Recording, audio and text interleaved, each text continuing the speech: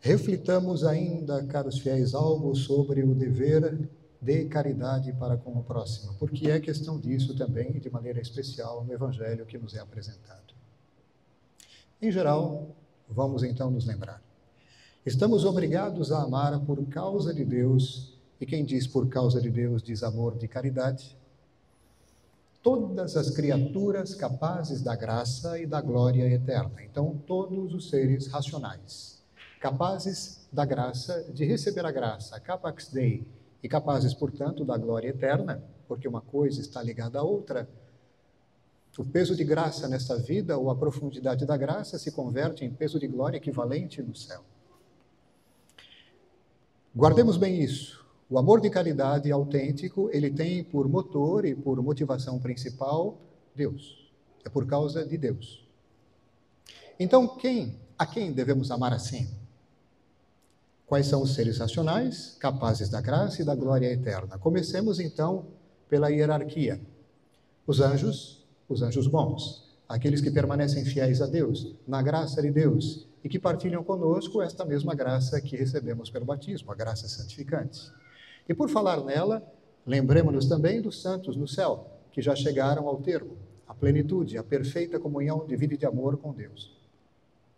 Depois, as almas do purgatório, lembrando que elas também possuem a graça santificante e vivem este processo, o tempo, neste local de purificação, que é o purificatório, porque nada nem ninguém entra no céu, a menos que seja completamente purificado.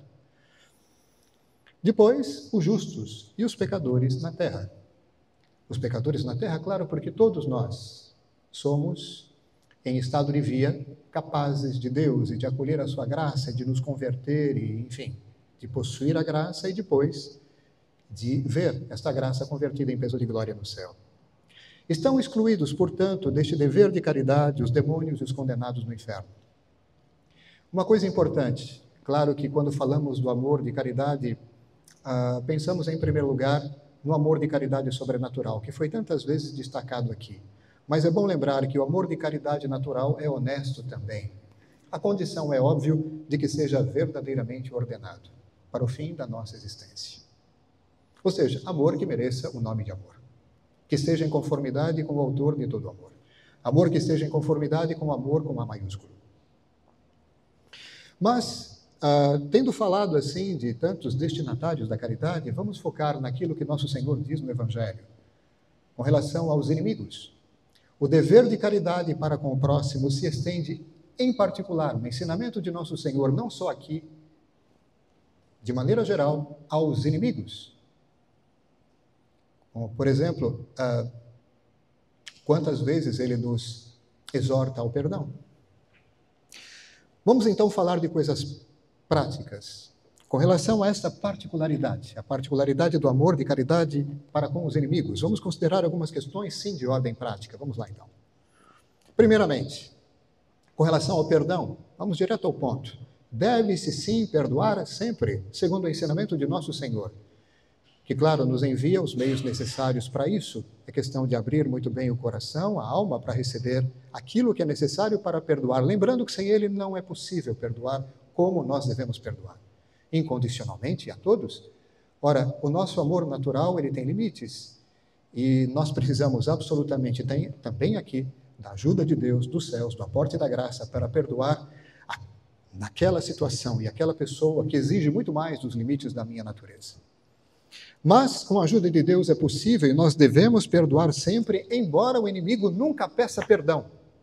Este é o ensinamento das Escrituras e da Igreja. Mesmo que ele não peça perdão, o perdão já tem que estar aqui, habitando o meu coração. Não confundamos a falta de caridade com outras questões, como, por exemplo, certas aversões naturais.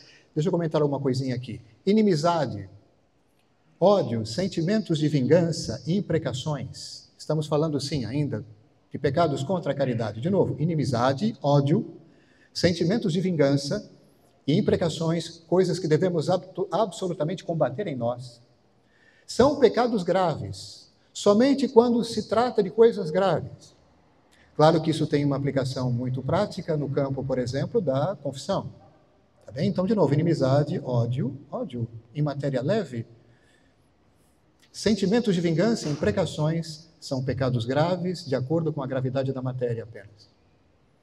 Não se confunda com estes pecados certa aversão natural ou antipatia ou indignação contra as más ações ou ações infames ou contra uma qualidade de caráter do próximo que nos é, enfim, repugnante. Ou seja, não é porque nós não temos simpatia por alguém que nós não amamos esta pessoa. Tá bem? Uma aversão natural. Há alguma coisa nela que causa em mim uma certa aversão. E ela não tem culpa e nem eu. É algo involuntário. É aquela antipatia que brota de maneira involuntária. Isso não entra no campo da falta ou das faltas contra a caridade. Nem aversão natural, nem antipatia nesse sentido, nem muito menos indignação com coisas erradas que o outro faz, o que deve existir no nosso coração, aliás.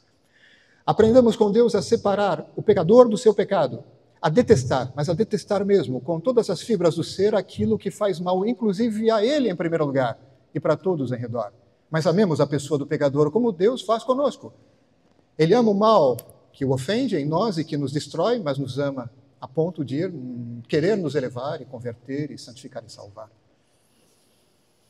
Aversão natural. Volto a isso. Antipatia são expressões próprias daquela atitude a que corresponde a expressão não gostar. Não sou obrigado a gostar das pessoas, mas sim de amar. É importante separar as coisas. Gostar entra no campo da simpatia ou antipatia, daquela aversão, muitas vezes involuntária, que não sabemos porquê. Agora, é bem importante dizer que apesar da aversão espontânea ou involuntária não seja uma falta contra a caridade, pode se tornar, se eu não tomar cuidado. Que eu não deixe, por exemplo, aquela aversão natural a ser traduzida em atos deliberados contrários à virtude da caridade.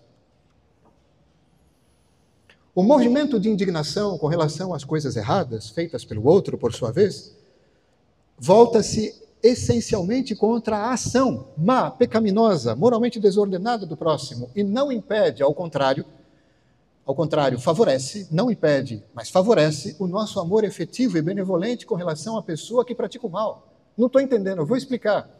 Quando eu me vejo tomado por esta indignação, suma indignação com relação, como pode fazer isso? Que eu tome cuidado para não me voltar contra a pessoa dele, mas que eu, insisto, me volte contra aquela atitude errada que o prejudica. Então vejam, quando eu detesto aquilo que prejudica essa pessoa, naturalmente eu desejo que ele se veja livre dela. Ou seja, no final das contas, desejando que ele seja livre daquilo, eu desejo o bem dele. Então, a aversão com relação à indignação e aversão com relação ao pecado não me impede de amar, muito pelo contrário. Imprecações. Imprecações não são pecados mortais. O que são imprecações?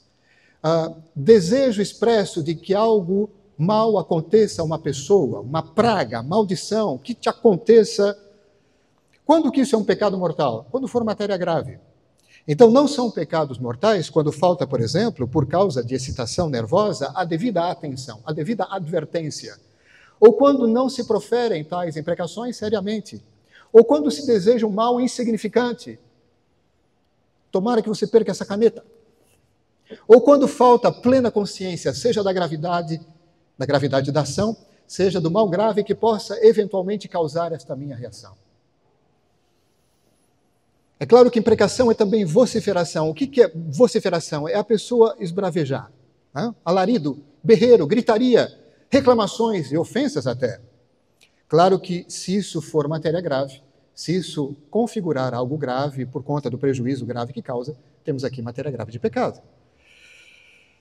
Atenção, uma coisa muito importante, muitas pessoas perguntam, na prática, até mesmo no âmbito do Tribunal da Confissão, no mundo inteiro.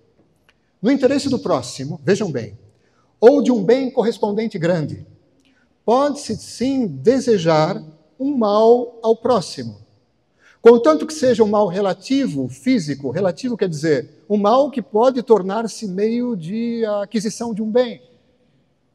Por exemplo, aquele rapaz, ele leva uma vida completamente desordenada, vive para cima e para baixo. A mãe dele entende que se de repente acontecer alguma coisa com a perna dele, uma fratura, nem que seja, enfim, ele vai se aquietar. E quem sabe se aquietando, faça como Santo Inácio de Loyola, comece a ler bons livros e se converta. Entende? Um mal físico, um mal relativo, um mal que vem para um bem. É possível desejar isso? Sim. Até mesmo a própria morte. Para que, por exemplo, um jovem que está na graça, parta desse mundo na graça e não se perca eternamente por uma vida desregrada. É o caso, por exemplo, de Blanche de Castilha, a mãe de São Luís, que dizia: prefiro ver meu filho morto cedo, em tenra idade, mas na graça, do que vê-lo viver aí, de maneira desordenada, sem a graça de Deus, correndo o risco de perder-se eternamente no inferno. A mãe de um santo disse: prefiro que ele morra cedo. Uma outra coisa, quem ofende a outrem está obrigado a pedir-lhe perdão. É uma questão lógica até. Se os dois se insultam mutuamente, aquele que ofendeu primeiro, ou mais gravemente, está obrigado a pedir desculpas. Mas, Monsenhor, parece tão lógico. Vamos falar de coisas óbvias. E será melhor que ambos o façam. Melhor ainda, se ambos ofenderam-se mutuamente. O ofensor não precisa pedir perdão ao ofendido explicitamente, me perdoa, mas ele pode manifestar esse seu pedido por ações benevolentes, por um gesto de maior respeito, de maior delicadeza. Isso vale, por exemplo, para a psicologia masculina. Muitas vezes bastará fazê-lo implicitamente, por atos de maior deferência, quer dizer, delicadeza, respeito, ou de uma atenção especial, por saudações, por exemplo. É uma maneira prática e não verbal de dizer que se arrepende e de que a pessoa pede perdão. O ofendido está obrigado a procurar a reconciliação. O ofendido. Se de outra maneira o ofensor ficar em estado de pecado mortal ou a desavença causar escândalo. Porque muita gente diz: não, ele que fez, problema dele, não estou nem aí. Não, não é bem assim. Obrigação do ofendido de buscar a reconciliação, se de outra maneira, por causa disso, por causa desse fechamento e obstinação, o ofensor ficar em estado de pecado por causa dele, está sendo então causa de pecado, escândalo para o outro em matéria grave. É necessário, caros fiéis, exteriorizar o perdão por meio de sinais ordinários ou de benevolência, como já foi dito. Os sinais de benevolência, os sinais de amor, ora, variam tanto dependendo do contexto, da região, da cultura. Nós que conhecemos a cultura local, sabemos muito bem quais são esses sinais ordinários de benevolência, de atenção e de amor. Eles podem variar, sim, conforme o lugar, o tempo e as pessoas. Por exemplo, irmãos, parentes, empregados de uma mesma casa, habitantes de um mesmo lugar, condiscípulos, irmãos ou irmãs de uma ordem ou congregação religiosa, em províncias diferentes. Eu, que faço parte de uma congregação religiosa, sei o quanto isso varia da África à Europa, da Europa à América do Norte e América do Sul. Assim, em muitos países, por exemplo, a saudação é sinal de estima, em outros não. Em determinados países nórdicos da Europa, a gente aprende isso com grande surpresa. Se o ofendido não responde às mostras de benevolência, por exemplo, a uma saudação, como vai, tudo bem? Não há mais obrigação de as manifestar. Eu fiz a minha parte, eu tentei, como vai, e a pessoa, ela continua fechada e eu faço a minha parte. Não preciso insistir se a pessoa permanece assim obstinada. Negar os sinais ordinários de amor é pecado grave quando se faz por ódio ou quando a recusa entristece gravemente o outro ou causa escândalo. Entendem? Sempre questão de consequências graves, matéria grave da ação. Evitar, isso é muito importante, o encontro com o inimigo para evitar um mal maior não é pecado, a não ser que seja de fato causa de escândalo ou de aflição para o próximo, e aí eu vou ter que controlar um pouco os meus nervos e me autodominar. A história, por exemplo, eu não posso ver, se eu encontrar com essa pessoa não vai dar certo. Então eu digo, então melhor por enquanto não encontrar com ela. Se você entende que a coisa vai ser pior, que aquela situação não vai levar para um bem, mas vai trazer justamente o agravamento da situação, então segura aí, não é o momento ainda. 2 vizinhos, 2 irmãos ou 2 irmãs de congregação religiosa, falo ainda da situação que eu conheço bem, que por leve ressentimento, não se falam durante algum tempo, não cometem pecado grave. A causa temporária desse tipo de silêncio, a recusa temporária desses sinais ordinários de amor pode ser lícita se houver motivos suficientes e se não causar escândalo. Quais são os motivos? Tais motivos seriam a correção de alguém ou justo castigo, manifestação do grande pesar pela ofensa, o meu silêncio indica, não foi bom o que você fez. Meu silêncio indica, a correção deve acontecer na tua vida.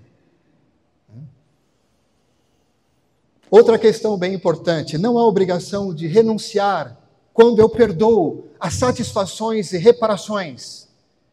Eu quero então dar uma ênfase nisso. Eu perdoei, mas eu não sou obrigado, por exemplo, a exigir uma reparação, materialmente falando. Ainda que o ofensor tenha pedido perdão, pode ser sim citado perante o tribunal.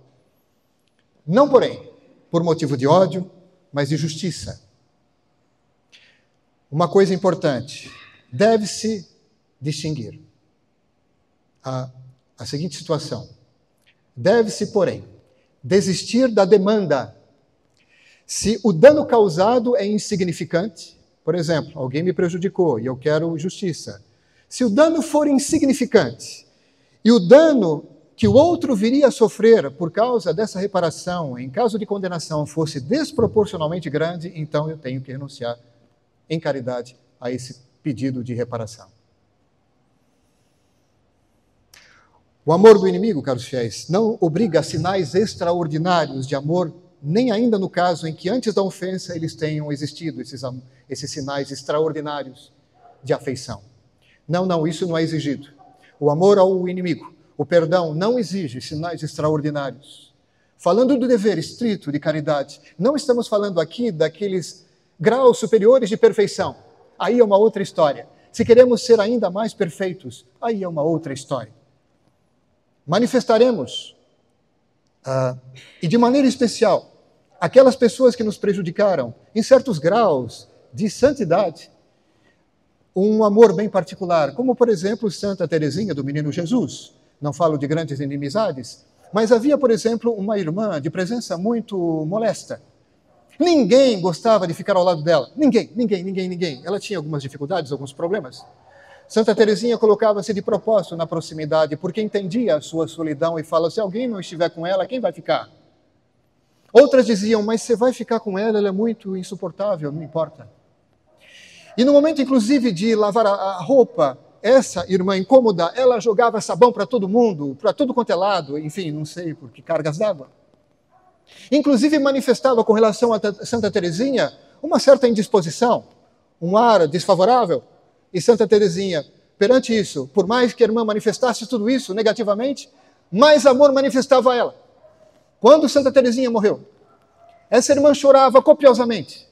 Chorava. E aí as outras perguntaram, por que você está chorando tanto? Porque ela disse, nunca alguém me amou tanto como essa irmã.